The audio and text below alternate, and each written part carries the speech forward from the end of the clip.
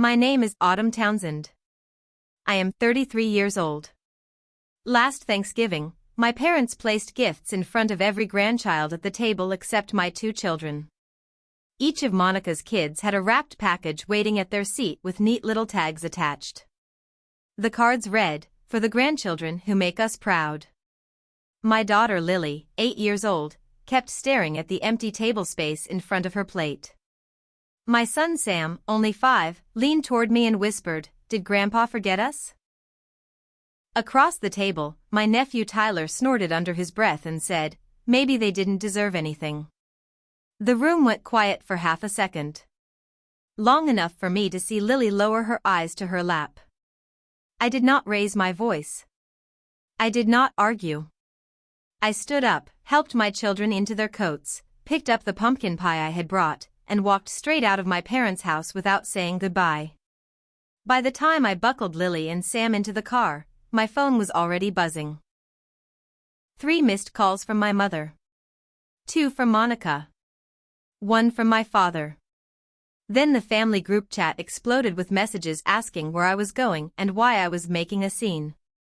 What none of them understood was this. Leaving the dinner table was the smallest decision I would make that week. Welcome back to Calm Drama Stories, where ordinary people stop accepting disrespect and start protecting their peace. If you have ever felt invisible in your own family, this story will probably hit close to home. Leave a comment, subscribe, and settle in. Here is how it all began. I grew up in Millfield, Ohio, one of those small towns where everybody knows your business before you do. Population just over 12,000. My father, Frank Townsend, retired from county road maintenance a few years ago and now spends most mornings complaining about taxes at the diner on Main Street. My mother, Diane, runs the Tuesday prayer group at First Presbyterian Church and treats neighborhood gossip like public service work. My older sister Monica has always been the success story of the family. 15 years ago, she married Craig Lawford, a well-known dentist with a large practice outside Columbus. Together they built the kind of life my parents admired, a large brick house, expensive SUVs, matching holiday pajamas every December, and children enrolled in every activity imaginable. My life looked different. I went to culinary school in Columbus and married Kyle when I was 24. From the outside, he seemed charming. Funny. Responsible. The kind of man who shook hands firmly and remembered birthdays. Inside our home, he controlled everything. He tracked every purchase I made. Decided who I spent time with. Criticized how I cooked, how I dressed, even how loudly I laughed. The moment that finally broke me came when I discovered he had quietly removed my name from our joint checking account. I found out while trying to buy diapers. I filed for divorce 2 weeks later. At the time, Lily was 3 years old, and Sam was barely 5 months old. I packed what I could fit into my car, rented a tiny 2-bedroom apartment on Oak Street about 15 minutes from my parents' place, and started over from scratch. I had one used stand mixer, a folding kitchen table, and a cottage food license. That was it. I named my small bakery Townsend Sweets. I made caramel apple pies, brown butter pecan tarts, cinnamon rolls, lemon lavender scones. Every recipe came from years of experimenting late at night after the kids fell asleep. Baking became the one place where my life still felt like mine. Slowly, orders started coming in. Then more. A local coffee shop carried my pastries on weekends. My Instagram page grew steadily. I was never rich, but I paid my bills on time, kept food in the fridge, and managed to enroll Lily in dance classes twice a week. To me, that felt like success. To my parents, it looked like failure. They never openly defended Kyle, but they treated my divorce like a personal embarrassment. In my family, leaving an unhappy marriage was considered worse than staying in one. Enduring pain quietly earned respect. Walking away from it earned judgment. After the divorce, the change in my family happened little by little. My mother stopped calling every Sunday. My father's visits became rare and brief. Monica's children received enormous birthday parties hosted at my parents' house, bounce castles, catered trays, themed decorations, custom cakes. When her youngest son Bryce turned 7, my mother proudly announced she had spent nearly $400 on decorations alone. That same month, Sam turned 4. My parents mailed him a $20 gift card that arrived almost a week late. Children notice these things, even when adults pretend they do not. Lily stopped asking if Grandma wanted to come over. Instead, she began quietly asking me why Grandma never did. One afternoon, while the kids played outside on the swing set, I finally tried to address it. I sat across from my mother at her kitchen table and said carefully, "Mom, the difference between how you treat Monica's kids and mine. Lily and Sam are starting to notice." Diane kept stirring her coffee. Without looking at me, she said, "Monica has more on her plate. Craig works long hours. You've always been independent, Autumn. You should take that as a compliment." A compliment. That was the word she used. After that conversation, I stopped trying to explain myself. I stopped expecting fairness. But I kept showing up anyway because every few weeks Lily would look at me with those wide brown eyes and ask softly, "Can we go see Grandma? Maybe she'll play cards with me this time." That was what Lily said while putting on her coat before we left for Thanksgiving dinner. So I kept trying. Not often. Not the way I used to. Visits that had once been weekly slowly became monthly. Then holidays only. Thanksgiving. Christmas. Easter, if the roads were clear and I could convince myself things might feel different this time. Just enough contact for my children to believe they still had grandparents.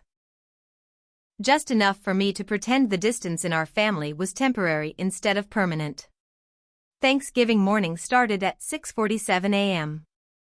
The apartment smelled like cinnamon, butter, and baked apples. Sam sat on the kitchen counter licking caramel sauce from a wooden spoon while kicking the cabinet doors with his sneakers. Lily sat at the table carefully wrapping a drawing for my mother in folded printer paper. She had traced her painted handprints into the shape of a turkey and written "Love you Grandma" underneath in careful second-grade cursive. I slid my salted caramel apple pie into its carrier and snapped the lid shut. That pie was expected at every family gathering. My mother served it to church friends and neighbors like it was a treasured family recipe she had personally perfected over decades. People complimented her for it constantly. I never corrected them.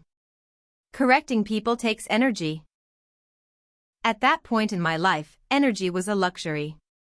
We drove 22 minutes across town. When I turned onto Maple Lane, Monica's pearl-colored Lexus was already parked outside my parents' house beside Craig's dark blue BMW. The house glowed with warm yellow light through every window like a holiday advertisement. For one stupid moment, I let myself hope the night might go smoothly. Inside, the dining table was already set. 10 plates. 10 folded napkins. 10 handwritten name cards in my mother's looping script. I pulled out Lily's chair first. And froze. At Tyler's seat sat a silver gift bag stuffed with tissue paper. At Emma's seat, another. At Bryce's, a third. At Lily's place setting, there was nothing except her fork and folded napkin. Same for Sam. I stared at those 2 empty spaces longer than I should have. 3 seconds maybe. Long enough for my stomach to tighten. I set the pie carrier down on the kitchen counter. Nobody thanked me for bringing it. Nobody even opened the lid. My father walked over and shook my hand instead of hugging me. A quick, formal gesture like I was someone he worked with instead of his daughter. I told myself the bags were probably for later. I told myself maybe there were more gifts somewhere else. I told myself not to overthink it. That entire year, I survived by telling myself stories that were kinder than reality. Dinner conversation belonged entirely to Diane. She talked about Monica's remodeled kitchen countertops. Imported quartz. $12,000. She talked about Craig expanding his dental practice and opening a second office across town. She talked about Tyler making the elite travel soccer team. Every conversation curved back toward Monica's family, no matter where it started. At one point, I mentioned that Townsend Sweets had been accepted into the Millfield Spring Farmers Market. It was a big deal for me. My first real public vendor event. I had been saving, planning, and testing recipes for months. Before I could even finish explaining, my mother interrupted. "Frank, pass the gravy." Then she turned to Monica. "Tell everyone about Bryce's science competition." The subject disappeared just like that. Nobody asked another question. Nobody looked at me. Lily sat quietly beside Sam, tracing circles along the edge of her placemat. Every few minutes her eyes drifted toward the silver gift bags near her cousin's chairs. Sam still did not fully understand. 5-year-olds believe missing things eventually appear. Monica leaned toward me halfway through dinner with that polished smile she used whenever she wanted to sound concerned instead of judgmental. "Have you ever thought about going back into restaurant work?" she asked. "You know, something more stable. Benefits. Insurance for the kids." I set my fork down carefully. "I already have insurance." "Right," she said lightly. "I'm just thinking long-term." No. She was thinking hierarchy. And in this family, I had already been assigned the bottom rung. A few minutes later, my father asked Sam what he wanted for Christmas. Before Sam could answer, my mother quickly interrupted. "Let's not start discussing presents at the table." The irony of that sentence would not fully hit me until 20 minutes later. I should have left then. I know that now. But Sam had mashed potatoes on his chin and was laughing at one of Tyler's jokes. Lily had finally smiled for the first time all evening. And for about 10 brief seconds, the room looked like the kind of family I kept wishing we could become. 10 seconds. That was all it lasted. Right before dessert, Diane stood from her chair and smoothed the front of her blouse like a woman preparing for a speech. "Before pie," she announced, "Grandpa and I wanted to do something special." The room quieted instantly. "A little recognition," she continued, smiling proudly, "for the grandchildren who made us proud this year." My chest tightened. She walked to Tyler first and handed him one of the silver bags. Inside was the exact gaming headset Sam had pointed out in a holiday flyer the week before. I recognized it immediately. Tyler grinned. "Awesome. Thanks, Grandma." Next came Emma. She pulled out a jewelry-making kit filled with polished stones and metal charms packed neatly into velvet-lined trays. Then Bryce received a remote control truck nearly the size of the turkey platter sitting in the middle of the table. The 3 cousins laughed, compared gifts, tore tissue paper onto the floor. And then... nothing. Diane sat back down. No bag appeared for Lily. No gift for Sam. No explanation. Just silence. The kind of silence that arrives when everyone notices something cruel happening and silently agrees not to acknowledge it. Sam looked around the table first. Then at me. Then at the empty space beside his plate. "Grandma," he asked softly. "Did you forget ours?" Nobody answered immediately. Not Monica. Not Craig. Not my father. Tyler smirked into his drink. And Lily. Lily lowered her eyes so fast it was like she was trying to disappear before anyone could see she was hurt. Emma squealed the moment she opened her gift. Diane smiled proudly like a woman watching her own generosity on display. Bryce ripped open his package next. Inside was a large Lego architecture set of the Statue of Liberty. He dumped the box onto the table immediately, loose instruction books sliding across the tablecloth while everyone laughed. Then my mother sat back down. She folded her napkin neatly across her lap, lifted her wine glass, and took a sip. That was it. No final bag appeared. No, we saved these for later. Nothing. Sam looked up at me from his chair. His face had not crumpled yet. Children do not arrive at hurt immediately. First comes confusion. Their minds search desperately for the missing piece that will make everything make sense. He leaned closer and whispered softly, "Where's ours, Mama?" I opened my mouth to answer him. Nothing came out. Across from him, Lily said absolutely nothing at all. That hurt worse. Because she already understood. Slowly, she pulled the folded handprint turkey card halfway from her jacket pocket. She stared at it for a second, then quietly pushed it back inside. She had decided not to give it to Grandma anymore. Tyler slipped the gaming headset over his ears and adjusted the band dramatically. Then he looked straight at Lily, then at Sam, and laughed. Guess they didn't earn one. Nobody corrected him. Not Monica. Not Craig. Not my father. My mother took another sip of wine and stared at the table like nothing inappropriate had happened. The room filled with a terrible kind of silence. Wrapping paper crackled. A football announcer shouted faintly from the television in the living room. Somewhere in the kitchen, the dishwasher hummed.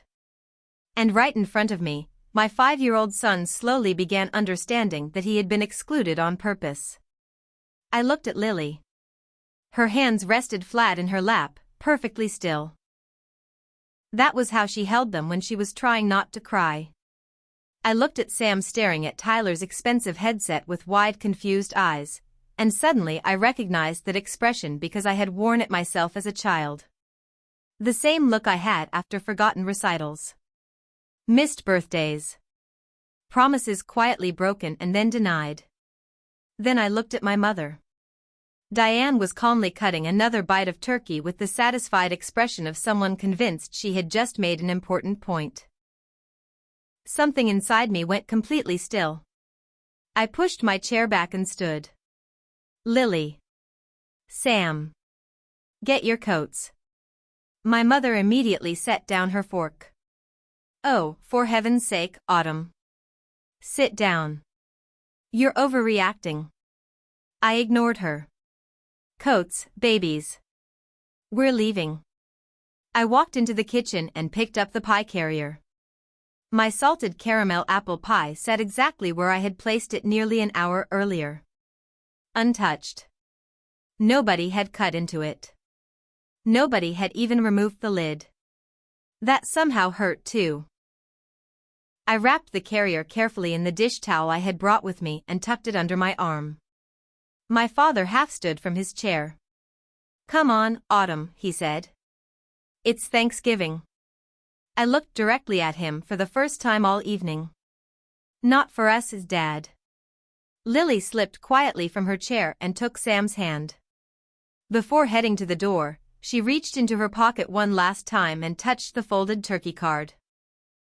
She had painted it herself the night before with watercolors spread across our kitchen table. At the bottom she had written carefully. Love, Lily, age 8. She folded it smaller and slid it back into her pocket. Then she walked out without looking behind her. Nobody stopped us. Nobody followed us to the porch. Nobody apologized. I buckled Sam into his car seat while Lily climbed silently into the back and fastened her own seatbelt without being asked. I kept waiting for the front door to open. For my father to come outside. For my mother to realize what she had done. For someone to say our names. Nothing happened. The porch light glowed warmly behind us. The front door stayed shut. The drive home took 22 minutes. Sam fell asleep against the window before we reached the highway. Lily stayed awake the entire ride with her hands folded tightly in her lap. When we finally pulled into our apartment driveway, she spoke for the first time since dinner. Mama. Why doesn't Grandma like us? I turned off the engine. The dashboard clock glowed 7:14 p.m. in soft green numbers. For a second, I just sat there in the dark listening to the ticking engine cool. Then I turned toward her. "Grandma is confused right now," I said carefully. "But that is not your job to fix." I carried Sam inside and laid him on the couch under a blanket. Then I stood alone in the kitchen staring at my phone. The family group chat sat pinned at the top of my screen. Townsend family blessings. 19 members. Only 5 people ever actually spoke. The last message was from Diane sharing a pumpkin bread recipe 2 days earlier. I opened the chat and typed, "Don't invite us again. We're not your joke." I stared at the blinking cursor for a moment. Then I added one more sentence. "Your gift is on the way." At the time, I did not even know what I meant by it. I hit send anyway. The reaction came instantly. Missed call. Mom. Missed call. Monica. Missed call. Dad. Then Mom again. Texts poured in one after another. "Diane, you're being dramatic. Call me immediately." "Monica, seriously? It was just presents." "Frank, your mother is crying." I turned the phone face down on the counter. Then I opened the refrigerator, pulled out the untouched pie from Thanksgiving dinner, and cut 2 slices. One for Lily. One for me. We sat together at the kitchen table in our tiny apartment eating caramel apple pie in silence while the rest of my family argued through unread messages on my phone. After a few bites, Lily looked up at me quietly and asked, "Can we have Thanksgiving here next year instead?" Lily and I ate pie together in silence while Sam slept under a blanket on the couch. My phone kept vibrating against the granite countertop every few seconds, rattling like something trapped inside a jar trying to claw its way out. I never picked it up. At that point, I still did not fully know what I meant when I typed, "Your gift is on the way." But I knew one thing with absolute certainty. I was finished pretending their behavior was normal. The next morning, I woke up to 47 unread messages. Most came from the family group chat. Diane had written the longest one. 4 perfectly structured paragraphs with flawless punctuation and enough emotional manipulation to qualify as an Olympic event. It read less like a text message and more like something drafted carefully in Microsoft Word before being pasted into the chat. According to her, the gifts had not been favoritism. They had been rewards for achievement. Tyler made the honor roll. Emma won the district spelling bee. Bryce received a citizenship award at school. It was intended as motivation, she wrote.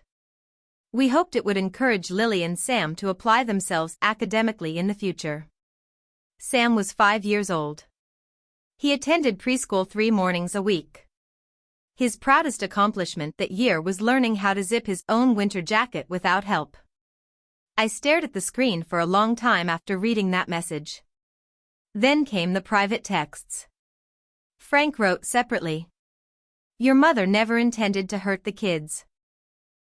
Please come for Christmas so we can talk face to face. Monica's message arrived a few minutes later.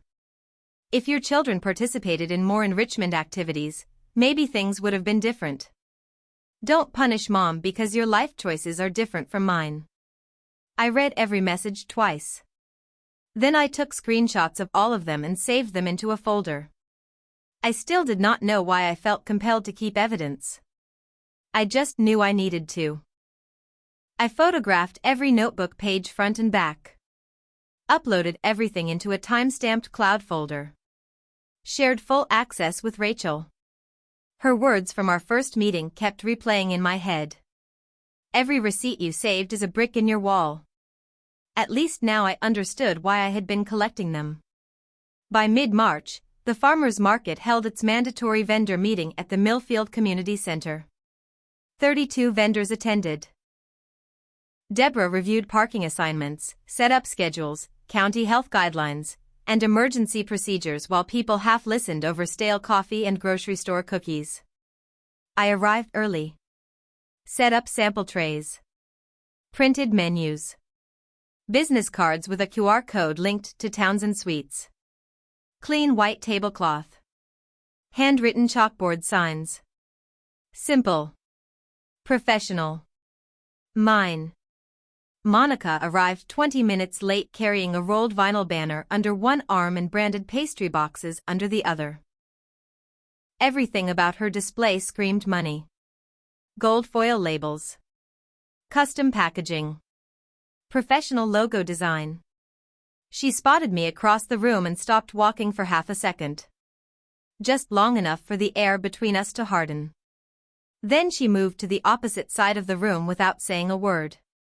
The other vendors noticed immediately. Of course they did. Small towns survive on observation. Dan Miller, the honey vendor who had worked the market for over a decade, leaned toward Patty during the break. "Those bakery menus are nearly identical," he muttered. Patty took a slow sip of coffee. "Yes," she replied evenly. "They are." After the meeting, Deborah quietly pulled me aside near the hallway water fountain.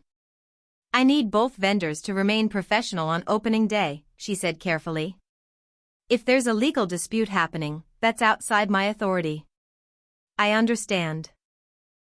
She hesitated for a moment. Then lowered her voice. "For what it's worth, I checked the county records myself." I looked at her. "Your licensing predates the other application by almost 2 years." Then she walked away before I could answer.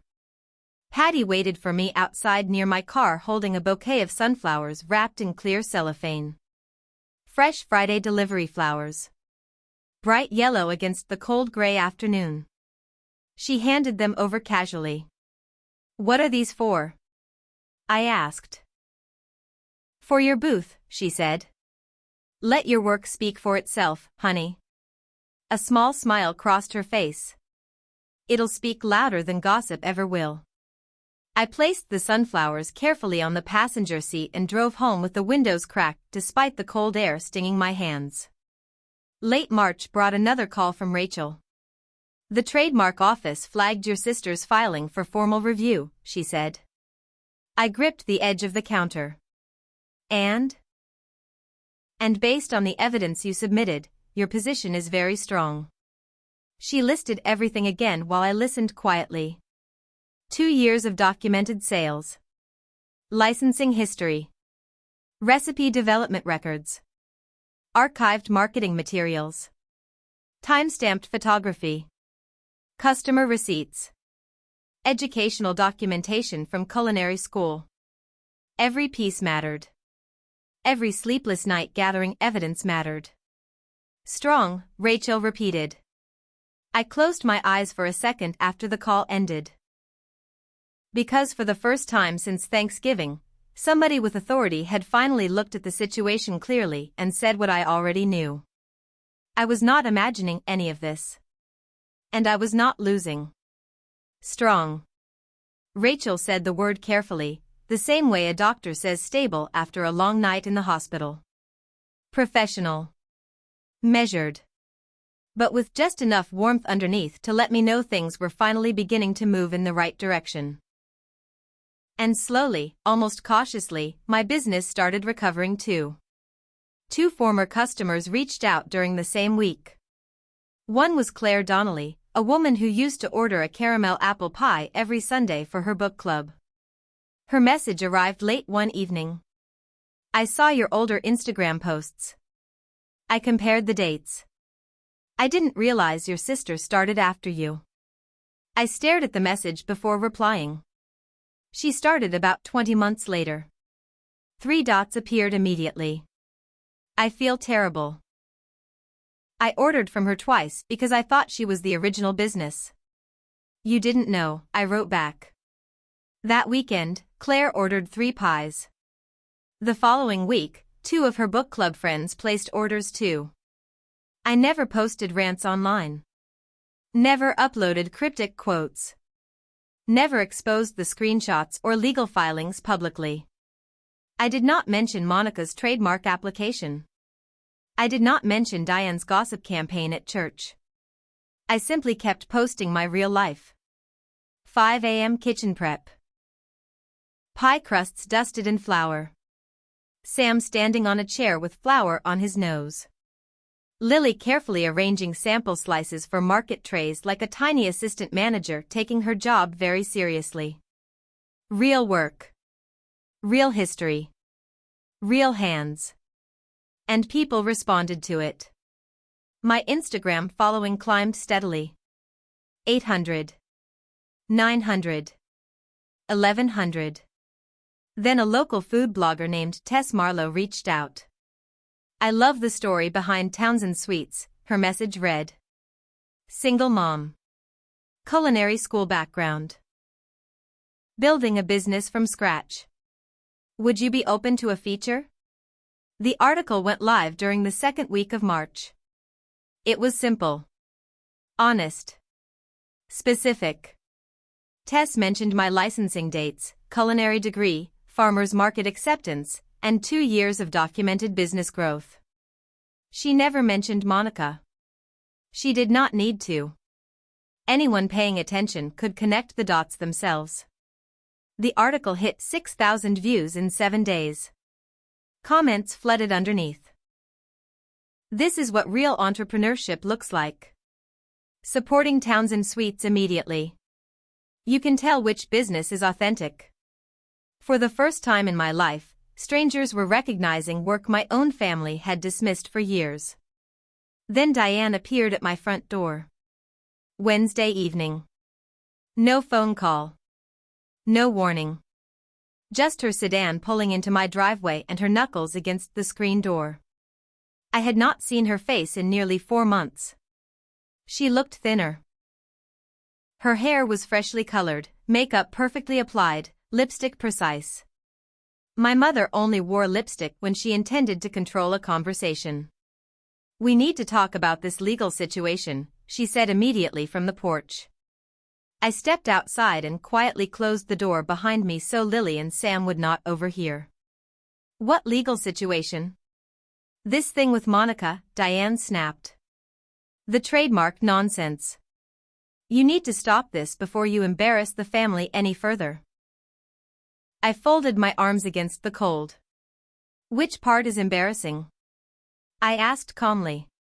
The part where she copied my business or the part where you helped her do it? Her jaw tightened instantly. Nobody copied anything, she said sharply. Those recipes came from my kitchen. They're family recipes. I almost laughed. I developed those recipes in culinary school, Mom. I still have the notebooks with instructor notes and dates written on every page. She shifted tactics immediately. I recognized it because she had used the same maneuver my entire childhood. First anger. Then guilt. Her voice softened.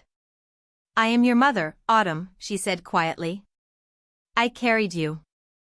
And now you're choosing a pie business over your own family. For the first time in years, her words did not shake me. Not even slightly. I looked directly at her. No, I said evenly. You chose gift bags for 3 children and empty seats for 2 others. Silence. You made the first choice. Not me. Something flickered across her face then. Not guilt. Not remorse. Recognition. The expression of somebody suddenly realizing the story they built no longer protected them. She stood there for another second without speaking. Then she turned, walked back to her car, and drove away down Oak Street without another word. I watched her tail lights disappear. Then I went back inside and finished frosting lemon lavender scones for Saturday's market. Frank called 2 days later. His voice sounded exhausted in a way that had nothing to do with sleep. Like someone who had spent too long trying to hold together walls already cracking underneath him. He cleared his throat twice before speaking. Autumn, he said carefully, your mother isn't sleeping well. She's barely eating. This whole situation is taking a real toll on her. I leaned against the kitchen counter. Sam watched cartoons in the living room. Lily sat nearby working through math homework with her tongue sticking out slightly in concentration. I lowered my voice. Dad, I said quietly, Mom planned the Thanksgiving exclusion 2 weeks in advance in a private group chat. Silence. Heavy silence. The kind that arrives when a person suddenly realizes the truth exists outside the version they rehearsed. Finally he spoke. Where did you hear that? Does it matter? Another silence. I could hear him breathing slowly into the phone. Then, almost pleading. Your mother just wants you to come home, Autumn. I stared at Lily bent over her homework at the kitchen table. At Sam laughing softly in the next room. At the apartment I rebuilt from nothing after my divorce. And for the first time, I understood something clearly.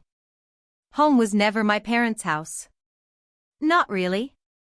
Because home is supposed to be the place where children feel safe. Not the place where they become bargaining chips. Home, I said quietly, is not a place where my kids are used as leverage. She loves those kids, my father said weakly into the phone. I stood in my kitchen staring at the dark window above the sink. She excluded them from Thanksgiving on purpose, I replied. Then she told half the town I abandoned the family. I tightened my grip on the counter. That is not love, Dad. That is control. Silence. Then his voice cracked slightly in a way I had never heard before. What do you want me to do? And there it was. The sentence that explained my father more clearly than anything else ever had. He was not asking because he planned to act. He was asking because he genuinely did not know how. 64 years old. Retired. Healthy. Present in every room but emotionally absent from every conflict that mattered.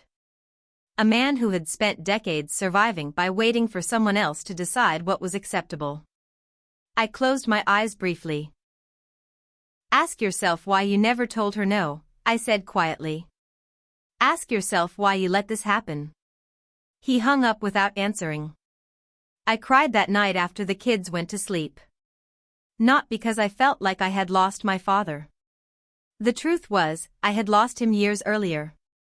We had simply never said it out loud before. The week before the Millfield Farmers Market opening, my living room looked like a legal war room. Rachel's folder sat open across the carpet surrounded by invoices, screenshots, permits, and recipe notebooks. Trademark opposition filed. Evidence packet submitted. Formal review pending. 43 dated invoices. 28 archived Instagram posts with timestamps. My cottage food license. 8 written customer testimonials. Rachel had even created a laminated one-page comparison timeline. Left side.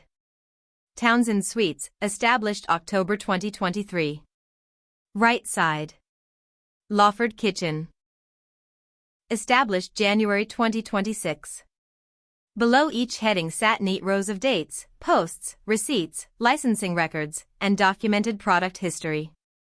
23 months of difference presented in crisp 12-point font. I had not asked Rachel to make the timeline. When I thanked her, she simply said, I thought you might want something solid you could physically hold. That sentence stayed with me. Because after months of manipulation and rewritten stories, solid evidence felt almost sacred. Thursday night before the market, I stayed up late baking test batches. Sam sat on the counter licking caramel from a wooden spoon. The exact same counter. The exact same spoon from Thanksgiving morning.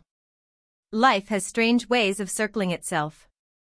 Lily sat nearby stamping napkins with the Townsend Suites logo one careful press at a time. Mama, she asked softly, do you think we'll sell a lot? I hope so, baby. She pressed another napkin flat. Then asked quietly. More than Aunt Monica? My hands stopped moving on the pie dough. When I looked up, Lily was watching me with an expression far older than 8 years old. Children understand tension long before adults admit it exists. And Lily had been paying attention to everything. I set the rolling pin down gently. "We're going to sell what we make," I told her. "And we're going to be proud of it." She nodded once and returned to stamping napkins. I packed Rachel's folder into my market tote afterward. The laminated timeline. The evidence binder. The culinary school notebook. I was not planning a confrontation. I was planning a bakery booth. But I carried the folder anyway for the same reason people keep umbrellas in their cars when clouds look heavy. Just in case. Saturday morning arrived cold and dark. 5:45 a.m. Millfield Town Square glowed under hanging string lights while vendors unloaded folding tables and coolers beneath the pavilion. Truck doors slammed. Coffee steamed from paper cups. Generators hummed softly in the distance. I loaded the minivan with 4 coolers of pie slices, tart trays, chalkboard signs, sample plates, and tablecloths. Patty's husband Doug volunteered to watch Sam for the morning. Lily insisted on coming with me. "I'm part of the business," she announced seriously while carrying napkin stacks to the car. Booth 14 sat exactly where Deborah promised. Between Patty's flower stand and Dan Miller's honey booth. I spread the white tablecloth first. Then arranged the ceramic sample plates. Then the chalkboard menus. Patty's sunflowers went into a mason jar at the front corner of the table like tiny yellow spotlights. Finally, Lily taped her handmade sign to the front of the booth. Townsend Sweets. Made with love. Colored pencil letters surrounded by badly drawn pies and smiling stick figures. It was perfect. 3 booths away, Monica arrived at 6:30 sharp. Her setup looked expensive before she even finished unloading. Professional vinyl banners. Gold-lettered signs. Custom packaging boxes stacked neatly in branded crates. Craig's BMW idled beside the curb while she unloaded. He handed her a checkbook, kissed her cheek mechanically, and drove away without ever stepping into the market itself. She never looked at me. I never looked at her either. By 9 a.m., the square was crowded. People drifted steadily through the booths carrying coffee cups and market bags while a local guitarist played acoustic covers near the fountain. Business came fast. I sold 14 pie slices in the first hour alone. Customers asked questions constantly. "How long have you been baking? Is this the business from the food blog? Do you cater events? Can I order Easter desserts in advance?" At around 9:30, a woman sampled Monica's salted caramel apple pie. Then she walked directly to my booth and sampled mine too. She paused. Looked back toward Monica's table. Then back at me. "These taste identical," she said slowly. I met her eyes calmly. "They should," I replied. "It's my recipe." The woman blinked. Looked again at Monica's banner. Then at the laminated establishment date displayed quietly on the corner of my menu board. October 2023. Her expression shifted slightly. Without another word, she bought an entire pie from me and walked away. By 10:30, the crowd had thickened enough that movement between booths slowed to a shuffle.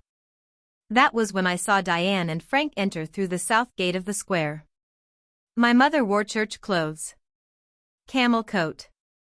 Pearl earrings. Lipstick perfect. My father walked beside her with his hands shoved awkwardly into his jacket pockets like he already regretted coming. And the moment Diane spotted my booth, I realized instantly. They had not come to support me. They had come because they expected something to happen. The entire market had gone strangely quiet. Not silent. Markets are never silent. Children still laughed near the kettle corn stand. Someone dropped a jar 2 booths over. A guitarist kept strumming somewhere near the fountain. But around our tables, the sound shifted. People were listening now. Really listening. I turned another page in the folder slowly.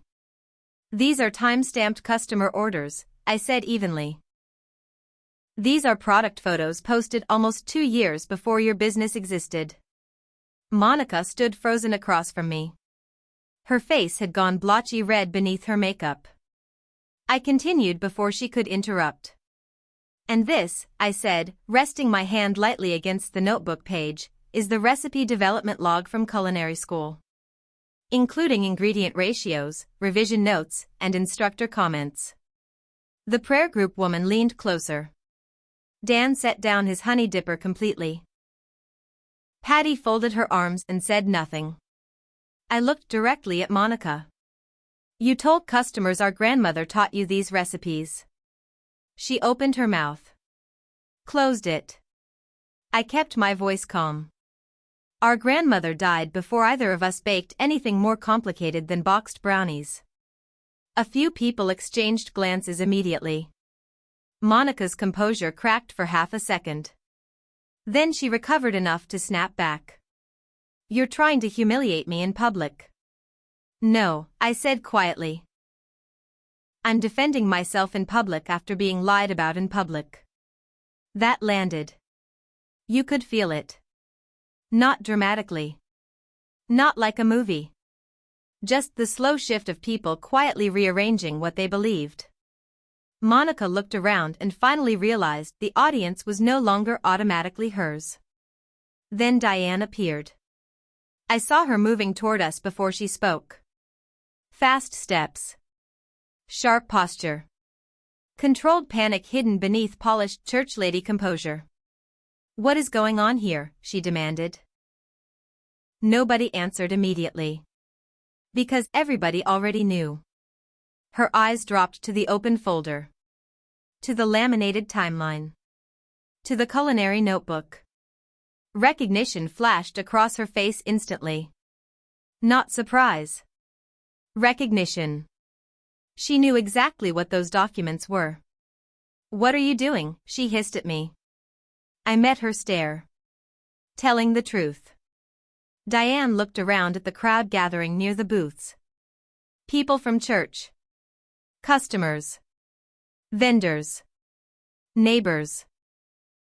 And suddenly her expression shifted into something softer, wounded, carefully constructed. The performance voice.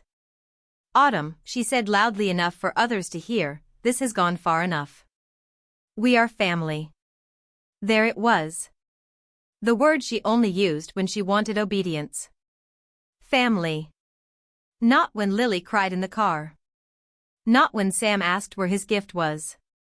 Not when church gossip damaged my business. Only now. When witnesses existed. I closed the folder gently. You stopped treating us like family a long time ago. Diane's eyes sharpened. You are tearing this family apart over pies. No, I replied. You tore it apart over control. The crowd went still again. Frank stood several feet behind her looking pale and deeply tired. He looked like a man watching a storm he spent 30 years pretending not to see. Monica crossed her arms tighter. This is ridiculous, she muttered. People share recipes all the time. Then why lie about where they came from? She had no answer. None of them did. Because the problem was never really the pies. It was the lying. The rewriting. The need to erase my work so Monica could wear it like a costume while Diane applauded from the front row. A customer near the back finally spoke up. So Townsend Sweets was first? Yes, Patty answered before I could. Her voice carried clearly across the aisle. By almost 2 years. Dan nodded once beside his honey display. I checked the dates myself. That was the moment everything tipped. Not because anyone yelled. Not because anyone caused a scene. Because small towns run on consensus. And consensus had just started changing direction. Diane realized it too. At 9 that morning, I called Patty Guinan. Patty owned the flower shop on Main Street. 58 years old. Loud laugh. Big earrings. Originally from Houston and proud of it. She had the kind of personality that entered a room 5 seconds before she did. She had also been one of the first people in Millfield to treat me like I mattered after my divorce. Every Friday, she bought 24 lemon scones from Townsend Sweets to sell at the counter beside the register. I told her everything. The silver bags. The speech. Tyler's comment. The silence afterward. The way nobody stopped us from leaving. Patty listened without interrupting. When I finished, she stayed quiet for 3 long seconds. Then she said, "Honey, that wasn't tough love. That was cruelty dressed up in holiday wrapping paper." Something in my chest loosened when she said it. Because for the first time since Thanksgiving dinner, someone had called it exactly what it was. Before hanging up, Patty added one more thing. Save every message they send you. Every single one. I asked why. She said, because people who rewrite history usually count on you forgetting the details. December arrived cold and strangely quiet. No calls from Diane. No surprise visits from Frank. The family group chat went silent except for an occasional thumbs-up reaction from Monica on unrelated posts. It felt like everyone was waiting for somebody else to surrender first. I buried myself in work instead. Holiday orders for Townsend Sweets nearly doubled compared to the year before, mostly because of a local craft fair I had participated in during November. People started sharing photos online. Then came referrals. Then repeat customers. For 3 straight weeks, my tiny kitchen looked like controlled chaos. Pumpkin ginger tarts cooling beside cranberry almond biscotti. Boxes stacked near the refrigerator waiting for pickup. Salted caramel apple pies lined across every available surface. The same pie my parents had left untouched on Thanksgiving now sold out almost every Saturday. Funny how strangers saw value in things my own family ignored. The farmer's market application arrived in early December. 2 pages. Business references required. Patty wrote one without hesitation. My old culinary school instructor wrote the other after emailing me. "I always knew you'd build something of your own someday." I mailed the application the next morning and spent the next several weeks pretending not to obsessively check the mailbox every afternoon. Around the same time, I upgraded my cottage food license into a full food handler certification. 12 hours of classes. $65. One laminated certificate that I proudly taped to the refrigerator beside Lily's spelling test and one of Sam's finger paintings. It was the first credential I had earned in years that belonged entirely to me. Christmas Eve brought exactly one thing from my parents. A card addressed only to Lily and Sam. Not to me. My name was absent from the envelope entirely. Inside sat a $25 Target gift card and a short note in Diane's careful handwriting. "Merry Christmas to our grandchildren. Love. Grandma and Grandpa." Lily studied the envelope carefully before looking up at me. "Mama," she said softly, "Grandma forgot your name." I swallowed hard.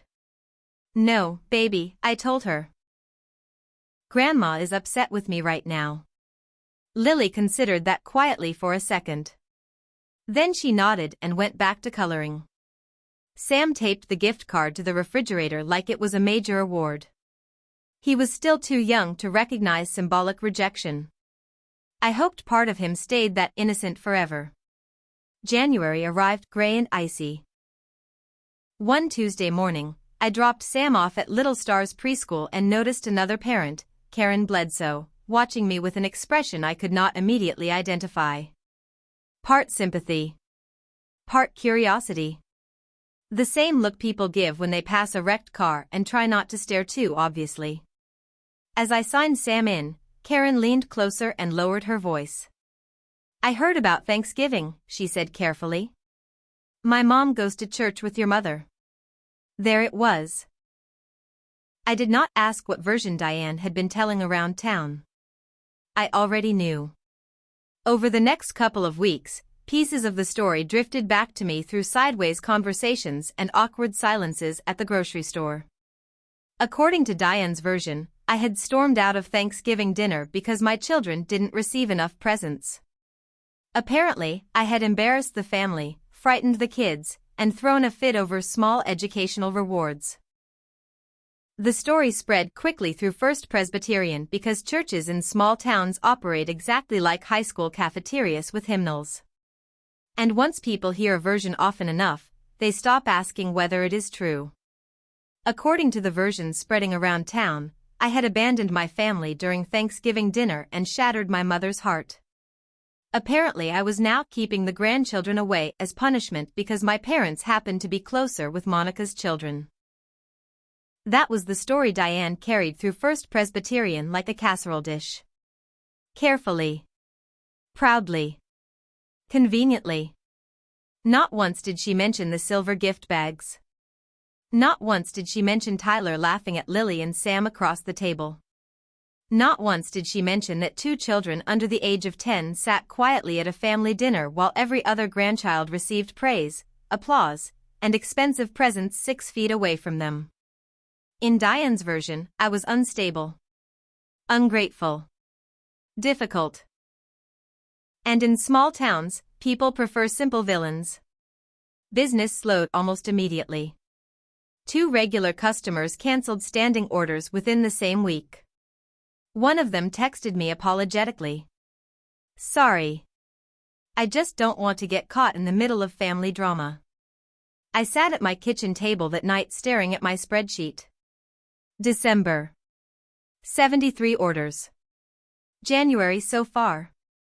41. 2 large weekly accounts gone. Revenue down 19% in less than a month. That was when I realized something important. My mother was not simply trying to guilt me back into the family. She was damaging the business I depended on to feed my children. Patty called that evening. "You need to know people are talking," she said bluntly. "Diane told the prayer group you abandoned everybody on Thanksgiving." After we hung up, I opened my laptop. I created a folder called Documentation. Inside it, I started a spreadsheet labeled Cancelled Orders.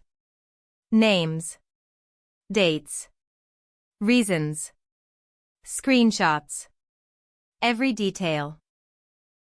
I still did not fully understand what I was preparing for. But instinct told me to keep records. So I did. Toward the end of January, Patty sent me a screenshot with no explanation attached. Just a downward arrow emoji.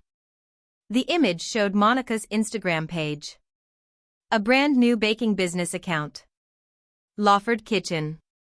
Custom cakes, pies, and pastries for every occasion. The profile picture showed a rolling pin surrounded by wheat stalks inside a soft cream-colored logo. The color palette looked painfully familiar. Warm gold. Muted ivory. Rustic script fonts. Close enough to Townsend Sweets that anyone scrolling quickly could easily confuse the two. My stomach tightened. Then I opened the photos. Salted caramel apple pies. Brown butter pecan tarts. Lemon lavender scones. Every signature item from my menu. Every single one. Photographed inside Monica's enormous marble kitchen with professionally staged lighting and expensive serving trays I could never afford. Monica had blocked me already, so I only saw the posts Patty forwarded. The comments underneath made my hands cold. "These look incredible. Do you deliver? I love family recipes like this." And Monica replying sweetly every single time. "Thank you. These recipes have been passed down through generations in our family." That line almost made me laugh. Our grandmother barely cooked toast. She lived in Dayton, played bridge 3 nights a week, and considered canned soup a complete meal. She died when I was 12 and Monica was 16. Neither of us had inherited a single recipe from her. I opened the county food licensing database online. No cottage food permit under Monica's name. No food handler certification. No registered business filing. Nothing. She was operating completely without permits. But strangely, that was not what upset me most. The thing that actually made my hands shake was her latest post. A close-up photo of a salted caramel apple pie. My pie. Not inspired by mine. Not similar. Mine. The exact lattice pattern. The same sea salt flakes placed at the center. Even the crimped crust edge matched the version I had spent months perfecting through 14 failed test batches and 3 burned fillings. Underneath the photo, Monica had written, "A recipe that's been in our family for generations." And directly below it sat a comment from Diane. "So proud of my girl." 6 months earlier, when I asked my mother if she could share my bakery flyer with members of her church group, she told me, "We can only invest in one family business, Autumn." At the time, I thought she meant emotionally. Now I understood she meant strategically. By February, I finally stopped trying to handle things alone.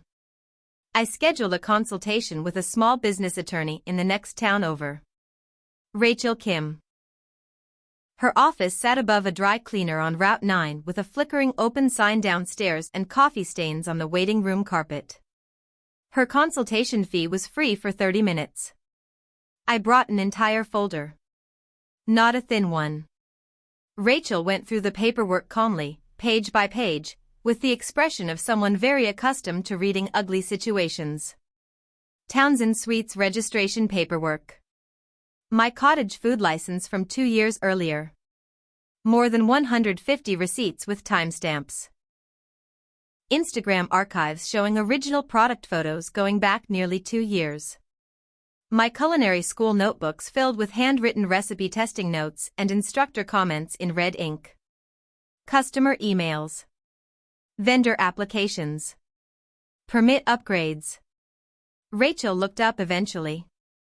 "How long has your sister been operating?" "About 3 weeks." "Any professional culinary training?" "She took one cake decorating class at the community center years ago." Rachel nodded slowly and closed the folder. "You already have common law trademark protection through prior business use," she explained.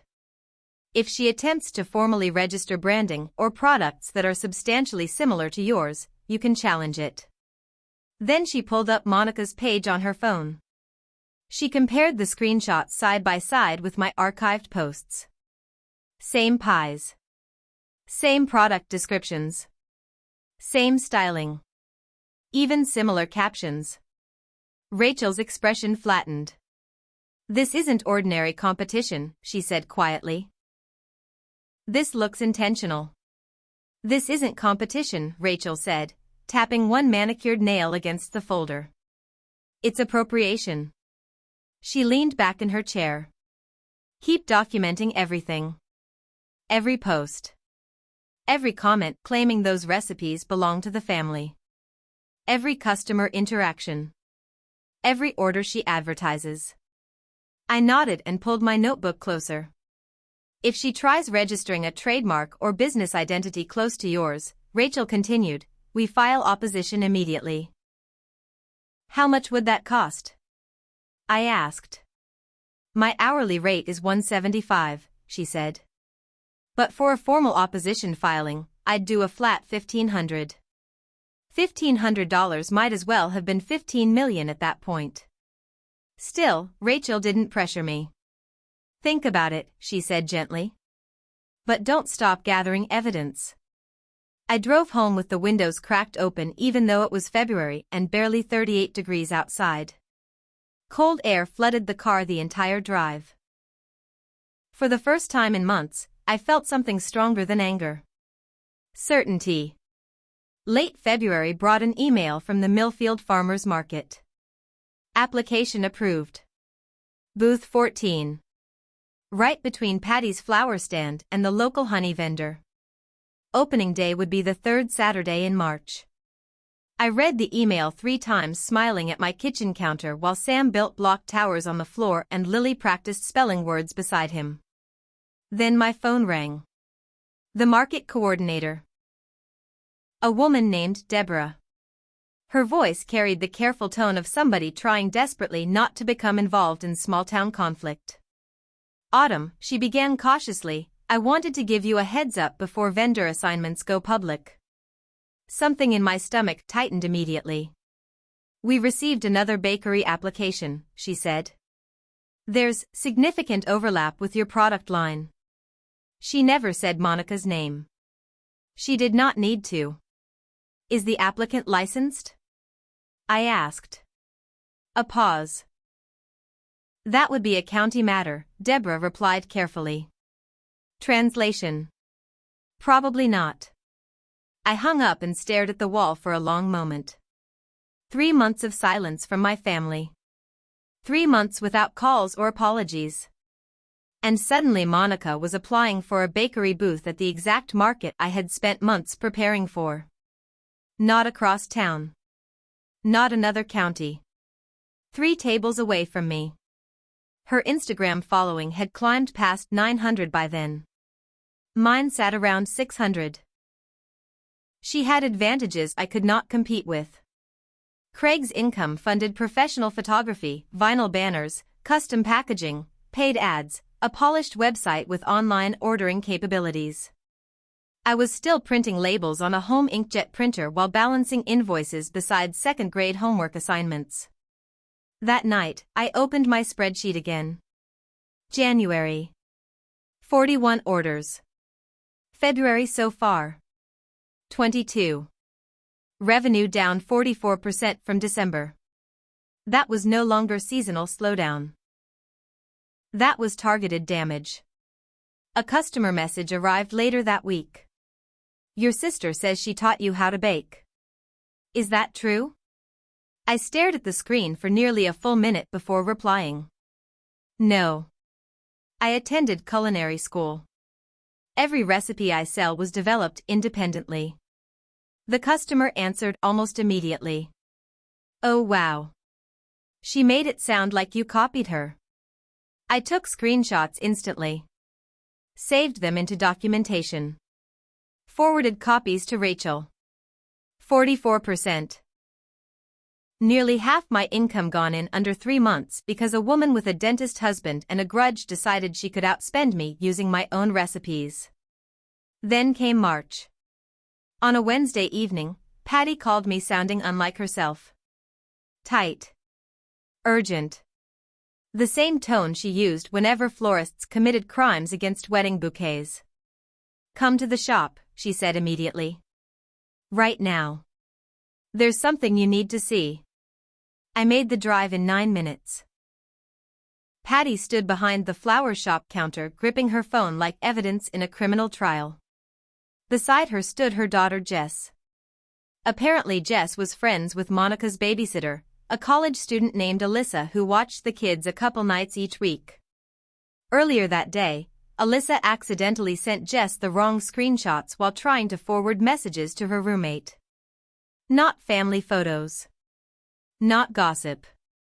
Screenshots from a private group chat. 3 participants. Diane. Frank. Monica. The chat title read, Planning Committee. My pulse started pounding immediately. The messages were dated 2 weeks before Thanksgiving. Diane. Get gift bags for Monica's kids only. Not Autumn's. She needs to understand actions have consequences. Monica. Craig can get the gaming headset wholesale. I'll buy the other stuff tomorrow. Frank. Is this really necessary? Then Diane again. If she wants back in this family, she needs to learn how to show up properly. This will motivate her. I stopped breathing for a second. Patty quietly scrolled further down. Another message. Sent the night after Thanksgiving. After we left. After Sam asked where his present was. After Lily hid her handmade turkey card back inside her coat pocket. Diane. She'll come crawling back by Christmas. I stood frozen in the middle of Patty's flower shop while the smell of eucalyptus and damp stems filled the air around me. Everything inside my chest went cold. Not hot. Cold. Because suddenly every excuse disappeared. It had never been about achievement. Never about grades. Never about motivation. They planned it. They discussed it beforehand. They organized it together like scheduling a party. My mother, my sister, and my father knowingly used 2 children, 8 and 5 years old, as leverage to punish me for becoming independent. Patty didn't speak. She simply rested one hand gently on my shoulder and let me stand there staring at those screenshots until I could breathe normally again. There is a particular kind of pain that comes from discovering people did not hurt you impulsively. They prepared for it. They coordinated it. They anticipated your reaction in advance and still moved forward anyway. If you have ever uncovered evidence that betrayal was planned carefully behind your back, then you already understand exactly what that moment felt like. If you are still here listening to this story, then you probably understand something important already. Sometimes the hardest part is not being hurt. It is discovering the hurt was intentional. If you have ever learned the truth about someone you loved and realized they had been building a completely different story behind your back, then you know why I kept going. And trust me. What happened at the farmer's market was where everything finally changed. March 1st. Rachel called before I had even finished my coffee. Your sister filed a state trademark application, she said immediately. Lawford Kitchen Artisan Sweets and Pastries. I sat down slowly at the kitchen table. The product category overlaps almost completely with yours. I stared at the steam rising from my mug. Can she actually do that? Anyone can file paperwork, Rachel replied calmly. The real question is whether the filing survives opposition. A pause. Yours won't be difficult to defend. That was the first time in months I heard confidence instead of caution. Rachel explained that my documentation established clear prior use. Every dated receipt. Every archived Instagram post. Every permit and registration. Every recipe notebook page. Everything existed publicly nearly 2 years before Monica created her business account. She filed first, I said quietly. She filed later, Rachel corrected. That matters more. 5 days later, Rachel officially filed a trademark opposition on behalf of Townsend Sweets. The filing fee alone cost $1,500. Money I had been saving for a commercial mixer. I paid it anyway. The mixer could wait. My name could not. That same week, Monica uploaded another polished photo of my salted caramel apple pie. Warm lighting. Marble countertops. A ceramic dessert plate beside a linen napkin with rosemary garnish placed carefully in frame like a magazine spread. Caption. My grandmother's recipe perfected. 47 likes within the first hour. Comments flooded underneath. This looks incredible. Family recipes are always the best. Can I place an Easter order? I walked into my bedroom closet, pulled down my culinary school notebook, and opened directly to page 34. Salted caramel apple pie. Final revision. Beneath the title sat my instructor's handwritten notes in red ink dated 18 months before Monica ever posted her first baking photo online. I stared at the page for a long time. My grandmother never perfected this recipe. My grandmother made gelatin salads with canned fruit and bought dinner rolls from Kroger. She played bridge every Friday night and complained about television weather forecasts. She died when I was 12 years old. Monica was building an entire brand around a fictional family legacy. And Diane encouraged every second of it with heart emojis and glowing comments like a woman proudly watering something poisonous she planted herself. I watched it happen in real time. The tightening around her mouth. The quick scan of faces no longer automatically sympathetic. The sudden understanding that she could not manage this situation through charm and church friendships alone. For the first time in my entire life, my mother looked uncertain. Monica grabbed the edge of her apron. "We're leaving," she snapped. But Diane did not move immediately. She stared at the little sign Lily had taped to the front of my booth earlier that morning. Townsend Sweets. Made with love. Something unreadable crossed her face then. Maybe shame. Maybe anger. Maybe simply the realization that despite everything she tried to take from me, the booth was still full. The customers were still buying. And her daughter, the one she spent years minimizing, had built something real anyway. Finally Diane turned sharply and walked away. Monica followed. Frank hesitated. Just briefly. Long enough to look at me like he wanted to say something. An apology maybe. Or an explanation. But after 64 years of silence, he still did not know how to begin. So he followed them too. The crowd slowly loosened after that. Conversations restarted. People drifted back through the aisles. Patty reached over and squeezed my wrist once. "You okay?" she asked softly. I looked down at the nearly empty pie trays. At Lily proudly handing napkins to customers. At the sunflowers glowing yellow in the morning light.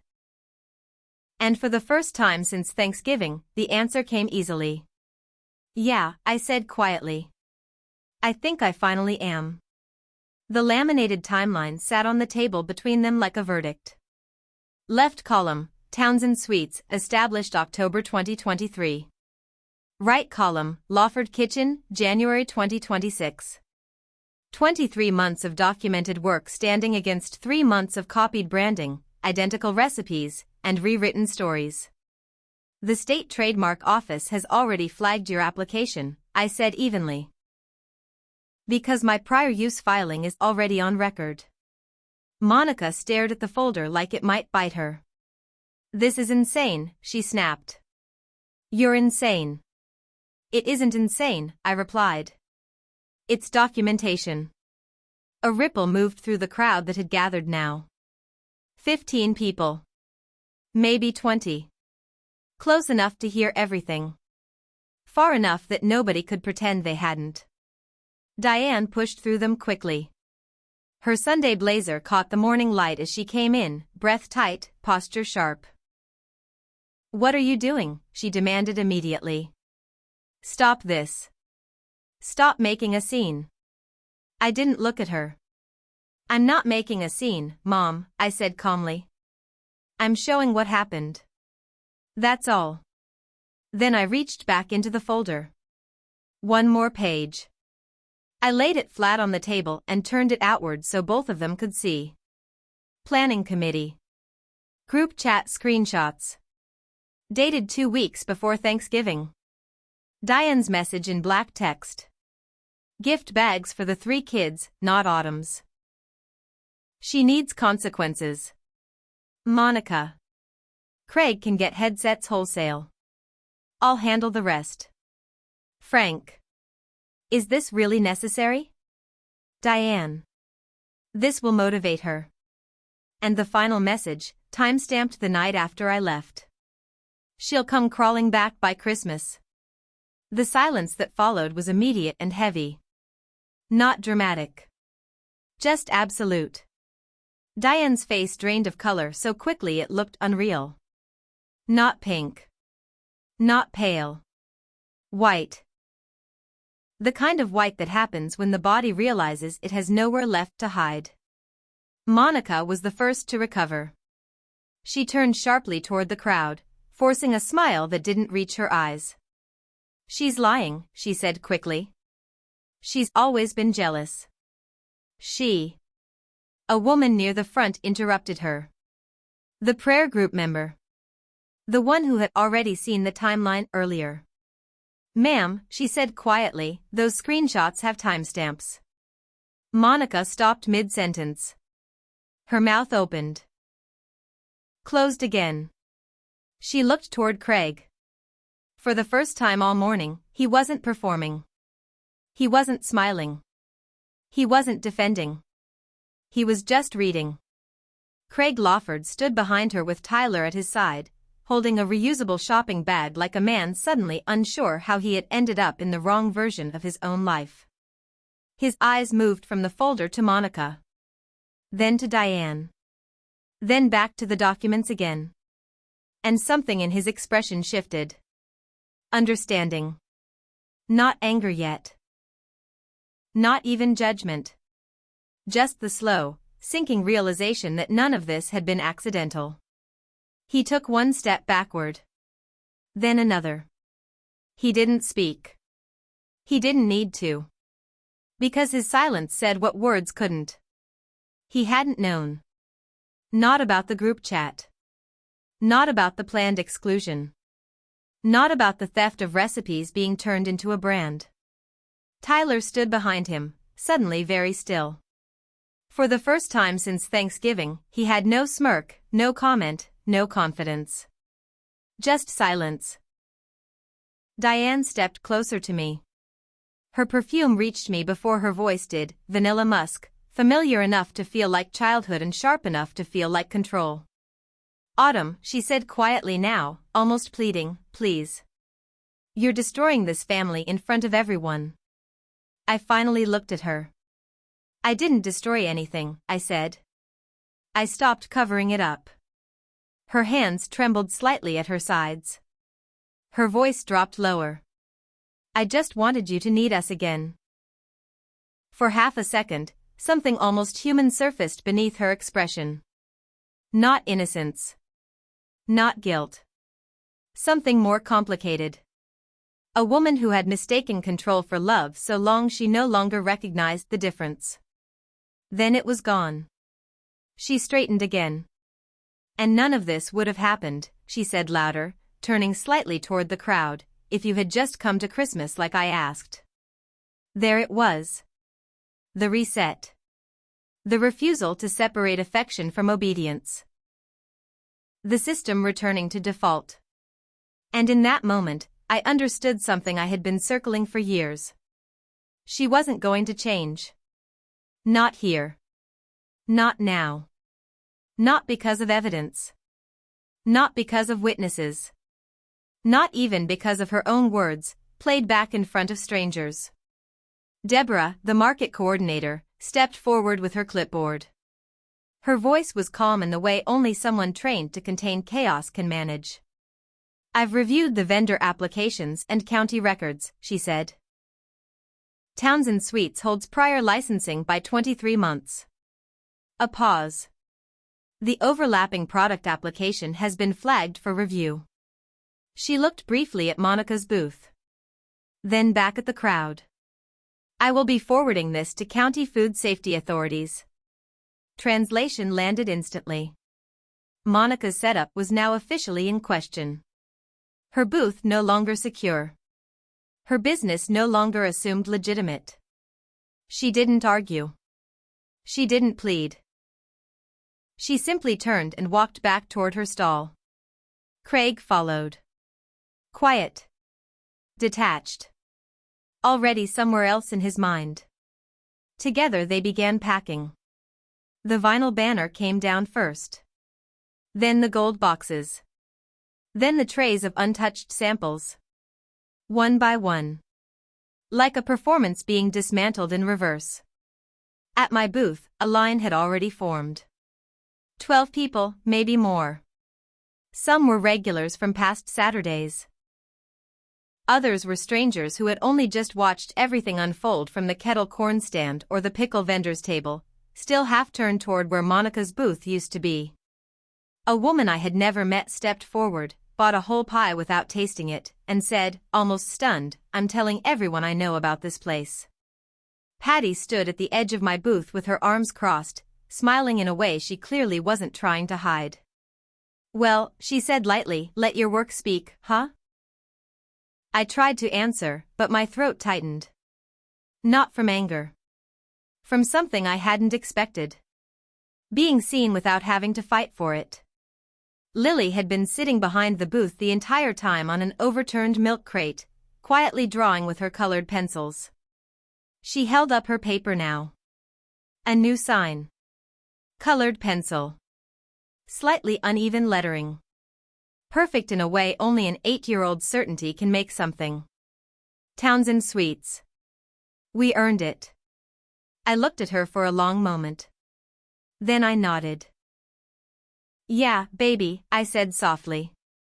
We did. That evening, after the market finally wound down, we packed everything slowly. Coolers empty. Tablecloth folded. The sunflowers still bright, even as their edges began to curl. I drove the same 22 minutes home. Sam slept the entire ride, the same way he always did after long days, cheek against the window, breathing steady, trusting the world to carry him where it should. At home, I carried him inside and laid him on the couch with a blanket. Made tea. Sat down. And finally opened my phone. The group chat, Townsend Family Blessings, sat at the top. 31 unread messages. I didn't open it. Instead, I typed one message. I wish you well, but we are done. Do not contact me or my children. If you respect us, you will respect this boundary. I sent it. Then I left the group chat. Blocked Monica. Blocked Diane. Frank stayed unblocked. Not because I expected him to suddenly become different, but because cutting every thread still feels like erasing history, and I wasn't ready to pretend none of it had ever happened. Still, readiness and permission are not the same thing. He hadn't earned access. But I wasn't going to decide he never could. Not yet. The phone stayed silent. No buzzing. No calls. No new versions of the story arriving to replace the last one. For the first time since Thanksgiving, silence didn't feel like punishment. It felt like space. I went into the kitchen, cut 2 slices of salted caramel apple pie, and set them on plates. Lily came in holding her new sign like it still mattered how carefully she carried it. She sat across from me. Same table. Same kitchen. Same pie. Mom, she asked quietly, are we going to be okay? I looked at her. At Sam sleeping in the other room. At the life that had been rebuilt one careful decision at a time. Yeah, Lily, I said. We already are. She took a bite. I took a bite. And nothing about that moment asked me to shrink. May came quickly after that. 2 months later, Townsend Sweets had a permanent place at the Millfield Farmers Market. Booth 14. Same spot every Saturday. Patty on one side with her flowers. Dan on the other with his honey. We arrived at 5:45 a.m. like clockwork. I sold out most Saturdays before noon. Not because of conflict. Not because of drama. Because people came back. Because the food was good. Because consistency eventually speaks louder than stories. Rachel called one Tuesday afternoon. The trademark opposition is finalized, she said. Your sister's application was rejected based on prior use. A pause. She can still operate under her name, Rachel added, but she cannot claim overlapping product identity or branding. My menu was protected. My work was protected. That was enough. I thanked her, paid the final invoice, and set my phone down. On the refrigerator, Lily's spelling test was still taped beside Sam's finger painting and my food handler certificate. 3 quiet proofs of a life that was mine. Monica's Instagram had gone still. No new posts. No new claims. Just silence where the story used to be rewritten. Diane never reached out. Not once. No message. No apology. No correction. Frank sent one text in late April. I am sorry. I should have stopped it. I read it once. Didn't reply. Didn't delete it. Some words don't need an immediate answer to be understood. In May, I started something new. I called it Townsend Thanksgiving. Not in November. In May. Because gratitude doesn't need a calendar. Patty and Doug came. Lily set the table. Sam put a paper crown on the neighbor's dog, who wandered into the yard like he had been invited. I bought 2 small silver gift bags from the dollar store. Filled them with caramel apples and handwritten cards. 1 for Lily. 1 for Sam. Sam lifted his immediately. Is this for me? Every gift at this table is for you, I said. Always. He tore into it like it was the best day of the year. Lily opened hers more slowly. Carefully. Then slipped the card into her pocket the way she keeps things she doesn't want to lose. I used to think family meant endurance. Staying. Absorbing. Explaining yourself until your voice got tired. Now I understand it differently. Family is not who you tolerate. It is who shows up. My parents had 33 years to understand that. They chose control instead. Group chats. Gossip. Performance over presence. So I made my choice too. I chose my children. I chose my work.